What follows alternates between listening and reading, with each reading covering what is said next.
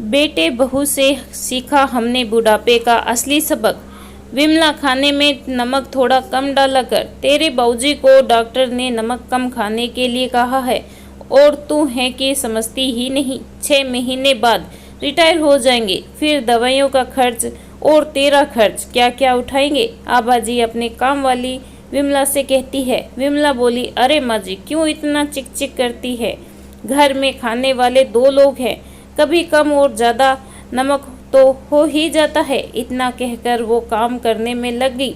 आबाजी अपने पति सुरेंद्र बाबू से बोली, ये विमला बहुत तेज हो गई है, इसे भी पता है हम नहीं खाएंगे तो सारा कुछ उठाकर अपने घर ले जाएगी। सुरेंद्र बाबू उनकी बातों को अनसुना किए और अखबार पढ़ने में लगे रहे। तभी आबाजी के बेटे राजेश का फोन आया। माँ ने अपनी उदासी जताई तो राजेश बोला, माँ कितनी बार बोला उस घर को बेच दो, पर आप लोग मानते ही नहीं हो। लोग कहते हैं बुढ़ापे का सहारा बेटा ही होता है, पर आप लोगों को अपने बेटे पर ही भरोसा नहीं है। घर बेचने के बाद कौन सा पैसे हम रख लेंगे? इतने बड़े घर में अकेली रह रही हो, क्या ये अच्छा लगता है? आबाजी बोली, बेटा ऐसी बात नहीं है, पर तुम्हारे पापा अगर तुम्हारी बात नहीं मान रहे तो तुम कौन सा हमारी बात मान रहे हो? अपनी सुख सुविधाओं के लिए तुम हमें छोड़कर चले गए, क्या तुम्हें माँ बाप याद नहीं आती? तभी उधर से राजेश की पत्नी सगुन की आवाज़ आई। माँ से प्यार भरा वार्तालाप खत्म हो गया हो तो फिल्म देखने चले। राजेश माँ से बोला, माँ अभी मैं बाहर जा रहा हूँ, अगर अपना निर्णय बदलना हो तो मुझे बताइएगा। इतना कहकर उसने फ़ोन रख दिया। आबाजी अपने पति सुरेंद्र बाबू के साथ अकेली इस घर में रहती है। एक बेटी है जिसकी शादी हो चुकी है, उसका भी बहुत बड़ा परिवार है, तो वो माता पिता के पास कम ही आना जाना करती है और माँ बाप भी अपनी बेटी को परेशान नहीं करना चाहते। सुरेंद्र बाबू अपनी नौकरी के रिटायरमेंट के कगार पर हैं, फिर भी अपनी और अपनी पत्नी की जिम्मेदारी खुद उठा रहे हैं। शाम हो गई थी। आबाजी घर के बरामदे में बैठी अकेली सुरेंद्र बाबू का इंतजार कर रही थी। बस हर आने जाने वालों को बस निहार रही थी। सुरेंद्र बाबू से ही अपनी बात करती, वरना तो खाली घर और आबाजी यही साथ रहते हैं।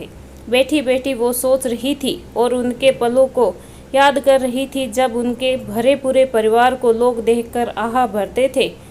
राजेश अपनी ससुराल के पास रहना चाहता था, जिसके कारण वो माँ बाप को छोड़कर शहर के दूसरे छोर में जाकर बस गया। सुरेंद्र बाबू अपनी पत्नी की जिम्मेदारी संभाल रहे थे, पर कभी बच्चों से शिकायत नहीं की थी। सुरेंद्र बाबू दफ्तर से लौट कर आए तो आबाजी आगे बढ़कर उनसे थैला ली और बोली, आप ये सब्जी भाजी क्यों लाते हैं? गली में ठेले वाला भी आता है। चलो कोई बात नहीं, कुछ ही दिन की बात है, रिटायर हो जाओगे, फिर आराम ही आराम मिलेगा।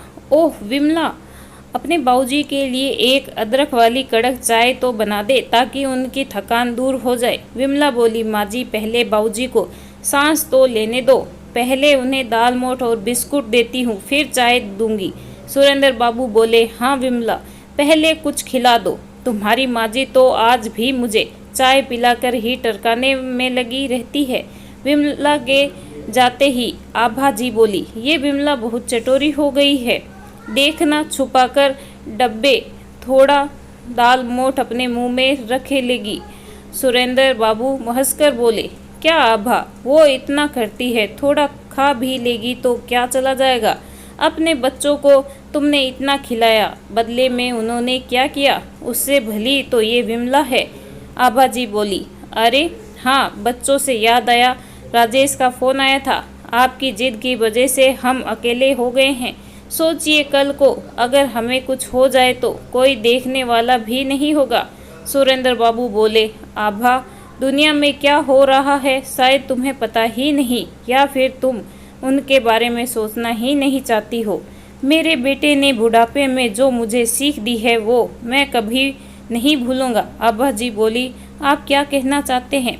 सुरेंद्र बाबू बोले, अगर वो चाहता तो यहाँ भी रह सकता था, ज़्यादा से ज़्यादा थोड़ा पेट्रोल खर्च हो जाता, परंतु माँ बाप से ज़्यादा उसने हाई फाई सोसाइटी को चुना। जरूर कुछ पैसों की कमी हो गई होगी, तभी वो तुम्हें बार बार फ़ोन कर रहा है। आबाजी बोली, क्या मैं इस घर में हमेशा अकेली रहूंगी? सुरेंद्र बाबू बोले, बच्चों का तो पता नहीं, मैं नहीं कह सकता, पर 4-6 महीने बाद मैं रिटायर हो जाऊंगा, फिर देखना पूरे दिन घर में तुम्हारा साथ रहूंगा और तुम्हें परेशान करूंगा। आबाजी बोली, आप मुझे बहला रहे हैं। थोड़ी देर बाद विमला चाय लेकर आई और वहीं उनके पास नीचे बैठ गई।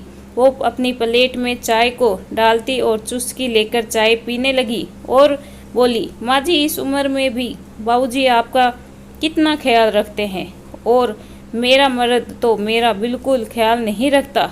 आभाजी बोली, जिस दिन उसे एहसास हो जाएगा कि तुम्हारे अलावा दुनिया में कोई उसका नहीं, तब वो तुम्हें भी पूछेगा। देखते देखते 5 महीने बीत गए। इतने दिन तक बेटे बहू झांकने भी नहीं आए। जब उन्हें पता चला कि कल सुरेंद्र बाबू का विदाई समारोह है, तो बेटे बहू दोनों पोतों को लेकर आए। घर में बच्चों की आवाज़ गूंज रही थी, जिससे आभाजी बहुत खुश थी। उन्हें देखकर सुरेंद्र बाबू बोले, क्या बात है, आज पूरे परिवार के साथ आए हो? सगुन बोली, पापा जी, आप तो हमें भूल ही गए हैं। वो तो मम्मी जी बार बार याद करती है और हम चले आते हैं। आज बेटे से नाराज़ हैं तो बहू और पोते को भी छोड़ दिए। सुरेंद्र बाबू बोले, बहू किसने किसको छोड़ दिया ये तुम्हारा मन भी जानता होगा। छोड़ो पुरानी बातों को। तुम लोगों के आने से आभा के चेहरे पर खुशी आती है, मेरे लिए यही बहुत है। बातों बातों में उनके पोते बल्लू ने कहा, दादाजी, मुझे क्रिकेट एकेडमी में एडमिशन लेना है, उसमें बहुत पैसे लगेंगे। पर पापा मान नहीं रहे। सुरेंद्र बाबू बोले, बेटा, अब इसका फैसला तो तुम्हारे पिता ही करेगा। मेरे पास तो कुछ नहीं है जो मैं दे दूंगा। राजेश पिता से बोला, पापा, रिटायरमेंट के बाद क्या प्लान है? सुरेंद्र जी बोले, मैंने सब सोच लिया है, तुम हमारी चिंता मत करो। राजेश बोला, जब आप बात ही नहीं करना चाहते तो यहाँ रुकने का क्या फ़ायदा? आबाजी बोली, बेटा, तुम नाराज क्यों हो रहे हो? तुम तो बोलते थे 2 दिन रुकोगे। राजेश बोला, माँ पापा बहुत सक्षम हो गए हैं, अब मेरी उन्हें ज़रूरत नहीं है। सुरेंद्र बाबू बोले, बेटा, बहुत बच्चे अपने माँ बाप से सीखते हैं, पर मेरे केस में मैंने बुढ़ापे में बहुत कुछ सीखा है जो मैं कभी भूलूंगा नहीं। और मुझे पेंशन नहीं मिली तो जो पैसे मिलेंगे मैं उससे हमारा बुढ़ापा कट जाएगा, और जो हमारे बाद बचेगा वो सब तुम दोनों भाई बहन का ही होगा। बहुत जिद की तो राजेश एक दिन रुक गया। रात में आभाजी सगुन से बोली, बहू, मुझे बाथरूम जाना है, क्या तुम मुझे सहारा दोगी? सगुन मुंह बनाते हुए बोली, मम्मी जी, यहाँ के बाथरूम से मुझे बहुत बदबू आती है और विमला आती ही होगी, उतनी देर में रुक जाओ। सुरेंद्र बाबू आगे आए और आभाजी को सहारा देते हुए बोले, आभाजी, जिस घर में तुम रहती हो उस घर से बदबू कैसे आ सकती है? चलो मैं तुम्हें ले चलता हूँ। आबाजी की आंखें भर आई और धीरे से बोली, आप बहू की बातों का बुरा मत मानिए, अब उस आदत नहीं है। सुरेंद्र बाबू बोले, मैंने तुम्हारी स्थिति में साथ निभाने का वचन दिया है, तो मैं अपनी आदतों को तुम्हारे लिए बदल सकता हूँ। अगले दिन राजेश ने फिर रिटायरमेंट के पैसों की बात छेड़ी तो सुरेंद्र बाबू बोले, बेटा, तुम्हें और तुम्हारी बहन को जितना करना था हमने कर दिया। अब जो भी पैसे हमारे पास बचे हैं उन्हें 4 हिस्सों में बांट दिया जाएगा। सगुन झट से बोली, पर आपके तो 2 ही पोते हैं। सुरेंद्र बाबू बोले, 2 पोते हैं, 2 नाती की नतनी भी तो है, ऊपर से हम दोनों वृद्ध लोगों की दवाइयों का खर्चा। अब तो कोई कमाई का जरिया भी नहीं है, तो पैसे हैं उसी से अपना बुढ़ापा कट लेंगे। राजेश बोला, पापा, साफ साफ कहिए, आप हमारी पैसों से मदद नहीं करना चाहते। आभाजी बोली, क्या तुम यहाँ पैसों के लिए आए हो? अपने पापा के रिटायरमेंट पर उनसे मिलने नहीं आए थे? राजेश बोला, मेरे पास न तो इतना खाली वक्त है और ना फालतू के पैसे जो यहाँ आकर खर्च करूँ। सगुन बोली, मैं पहले ही आपसे कहती थी, यहाँ आने का कोई फ़ायदा नहीं होगा। अब चलो चलते हैं, बेकार में हमने अपना एक दिन खराब किया। आबा जी बच्चों को रोकती रही पर उनकी किसी ने नहीं सुनी और पैसे के लोभी बच्चे माँ बाप को रोते बिलखते छोड़कर चले गए। सुरेंद्र बाबू बोले, जाने दो आभा, जो बच्चे माँ बाप की ममता के लिए नहीं बल्कि उनकी संपत्ति के लिए उनसे पर प्यार लुटाते हैं वो ज़्यादा समय नहीं टिकता। तुमने इतने सालों तक मुझसे निस्वार्थ प्यार किया, अब वचन निभाने की मेरी बारी है। मैं जब तक रहूँगा तुम्हारा साथ निभाऊंगा। और इन बच्चों ने हमें एक बात तो सिखा दी कि बुढ़ापे में खुद को कैसे संभालना है। दूर खड़ी विमला सब कुछ देख रही थी। रात का खाने बनाकर जब वो जाने लगी तो बोली, माँ जी, बाबूजी की एक बात मैं जीवन भर नहीं भूलूंगी कि बुढ़ापे आने से पहले ही अगर बच्चों के लक्षण सही नहीं रहे तो अपना उपाय खुद कर लेना चाहिए।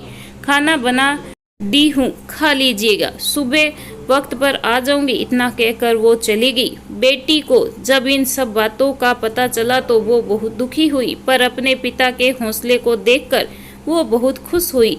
उसने भी अपने पिता से इस बात को सीखने का वादा किया। वक्त बीतता गया, दोनों एक दूसरे का सहारा बने रहे। सुरेंद्र बाबू ने अपने पैसों को अपने बच्चों को ना देकर आने वाली पीढ़ियों में बांट दिया। आगे चलकर विमला के बच्चे भी बड़े होने लगे तो उसके पति ने भी उसकी अहमियत समझी। राजेश के बेटे भी बड़े हुए और जैसा उसने देखा था वैसा ही व्यवहार उन्होंने राजेश के साथ किया।